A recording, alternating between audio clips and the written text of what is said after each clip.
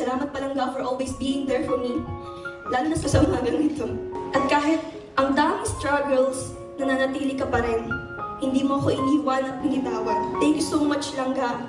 Basta lagi mo rin tatandaan na nandito lang ako kapag nahihirapan ka o nalulungkot ka. Nandito lang ako palagi kapag kaya ng oras ko, sasamahan kita. Alam mo yan. Alam mo ba na sa lahat ng first time ko sa buhay, ikaw ang nakakasama ko sa pagpunta sa dream place kong puntahan? Alam mo din yan. Sa mga first time kong maranasan sa buhay ko, ikaw ang palaging nandyan. Salamat sa princess treatment mo. Napakaswerte ko dahil nakatagpo ako ng understanding na tao. Napaka-faithful, madiskarte sa buhay, matulungin sa kapwa, at hindi pinapabayaan ang pamilya.